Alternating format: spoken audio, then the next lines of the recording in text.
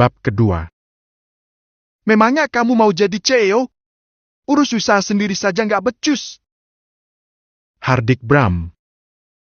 Namanya juga belum ada pengalaman, Pak. Arya mencoba membela diri.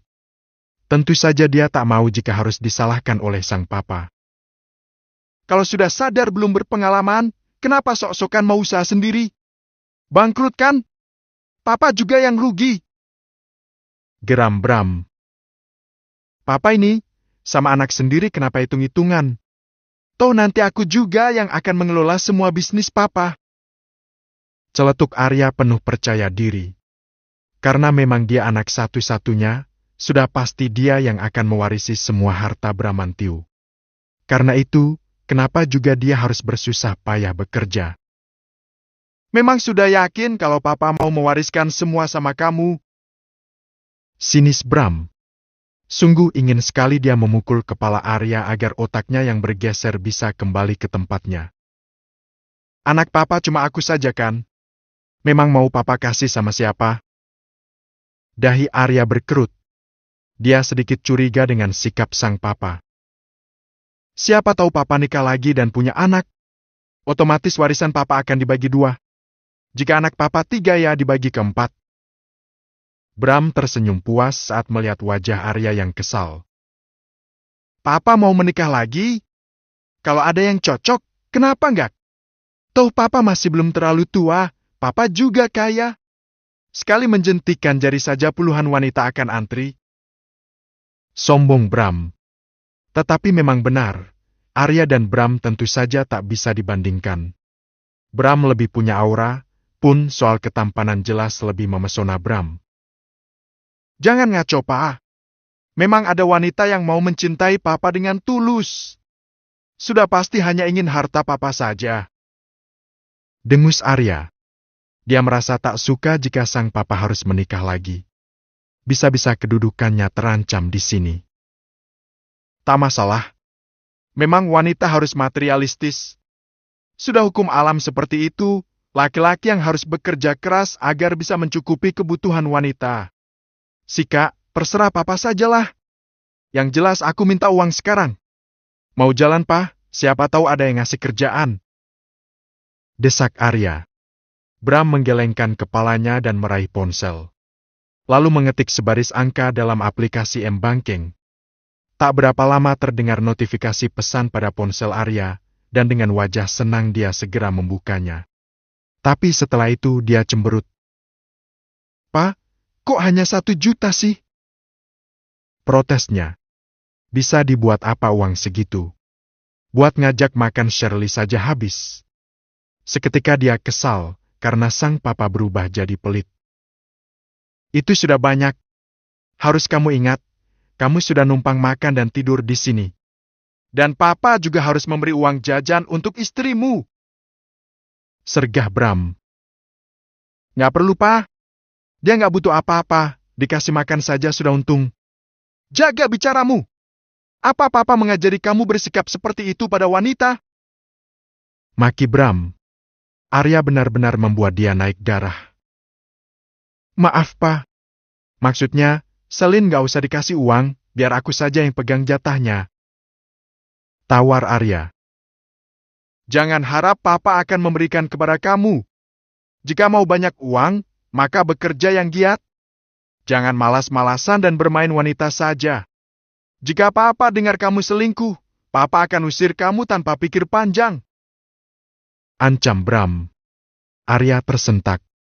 Dia mendadak salah tingkah, dan segera pamit kepada sang papa. Aku jalan dulu, Pak. Takut temanku nunggu. Arya segera melesat pergi dari hadapan Bram. Dasar anak nakal. Sejak kecil hingga jadi suami tetap saja membuat masalah. Bram menghela napas panjang, lalu dia menggerakkan kakinya naik ke lantai atas. Kebetulan kamarnya ada di depan kamar sang putra. Tadinya dia lebih suka dengan kamar di lantai bawah, tapi sejak Arya pindah dari rumah ini Bram pindah ke atas. Sesampainya di depan kamarnya, dia mematung sejenak. Mencuri dengar pada kamar sang putra yang hanya hening saja. Bram kemudian memegang handle pintu dan bersiap membukanya saat mendengar pintu kamar sang putra terbuka.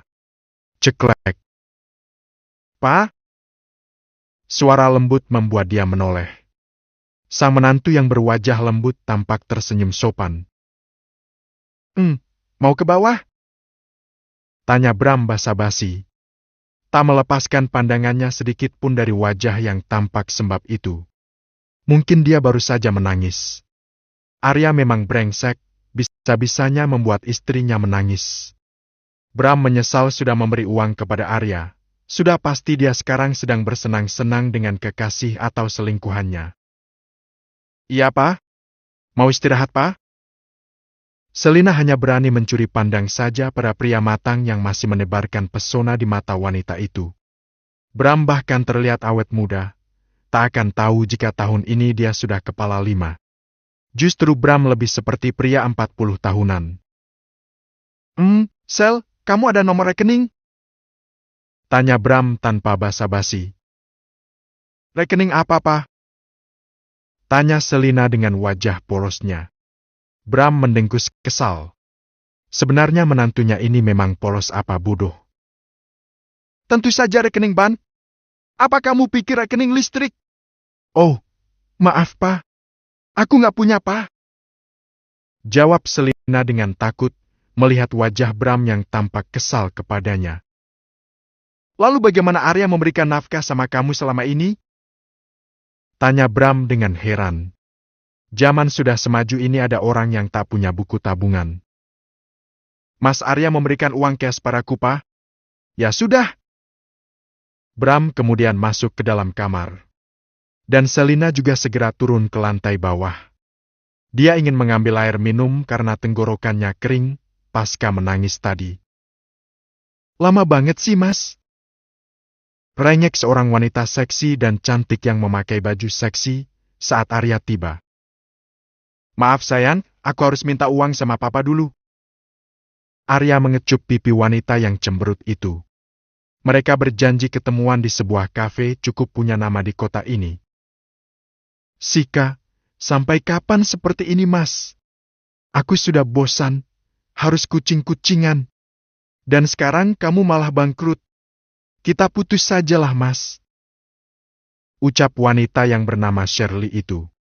Mereka sudah menjalin hubungan jauh sebelum Arya menikah dengan Selina.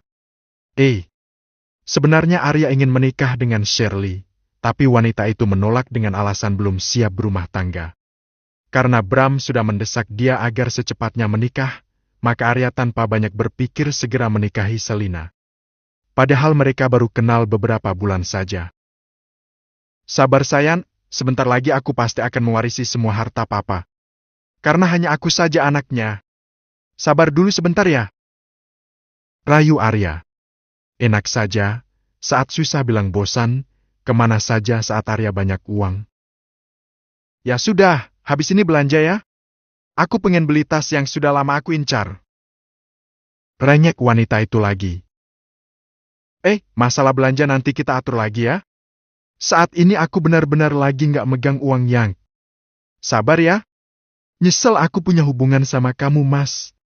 Bukannya hidup aku semakin makmur, yang ada semakin keri. Gerutu Shirley. Jangan enaknya sendiri, Shirley.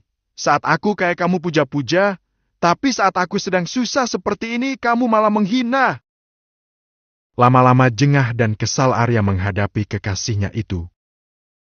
Hei, aku ini bukan istrimu, Mas. Aku hanya mau menemani kamu saat saja. Jika kamu sudah jatuh miskin, kembali saja pada istrimu yang bodoh dan kampungan itu. Arya menggeram dalam hati. Tapi dia tak bisa berbuat apa-apa. Cinta sudah membutakan mata hatinya. Yang dia lihat hanya indahnya cinta, dan Arya tak mau jika harus berpisah dengan Shirley. Dia sudah sejauh ini dan sudah habis-habisan dengan wanita itu. Kita ke apartemen kamu ya setelah ini. Aku rindu aromamu. Bisik Arya penuh hasrat. Entah mengapa Shirley selalu bisa membuat hasratnya menggebu. Tidak seperti Selina yang hanya pasrah dan pasif saat sedang berhubungan intim. Sika, belikan tas dulu. Iya, nanti pasti aku belikan yang. Apa sih yang gak buat kamu? Jangan bohong! Ancam Shirley. Tentu saja dia tak mau rugi jika harus melayani Arya secara gratisan. Ada uang ada pelayanan, itu prinsip wanita ular macam dia. Makanya dia tak mau menjalin hubungan serius atau pernikahan dengan pria manapun, karena dia terbiasa dari pria satu ke pria lain. Apa selama ini aku pernah bohong sama kamu? Sinis Arya. Dia tak suka ketika Shirley meremehkan dirinya. Selama ini memang belum pernah, tapi ingat sekarang kamu kira Mas. Kenapa nggak minta jabatan saja sama papa kamu sih, Mas? Papa memang menawarkan, tapi hanya jadi staf biasa. Gajinya hanya 10 jutaan. Arya menghempaskan punggungnya ke belakang. Kenapa papa kamu pelit banget sih, Mas? Padahal anaknya hanya kamu. Sergah Shirley kesal. Entahlah, malah papa punya keinginan untuk menikah lagi. Apa, Mas? Waktu berjalan begitu cepat. Arya bahkan belum pulang sejak keluar tadi pagi. Lelah rasanya Selina bolak-balik mengintip dari balik jendela, tak juga terlihat batang suaminya. Bahkan lewat maghrib juga Arya belum ada tanda-tanda pulang. Selina ingin menelpon tapi dia tak punya nomor sang suami. Lelah menunggu dia memutuskan untuk turun dan membantu Mbok Darmi menyiapkan makan malam. Baru saja dia sampai di luar kamar, sang papa mertua juga muncul. Keduanya berpandangan tanpa sadar, entah apa yang dirasakan oleh pria yang betah menduda sejak kematian istrinya yaitu Mama Arya, 10 tahun yang lalu. Ada yang berdesir indah di dalam hatinya. Sel. Pa, bab ketiga.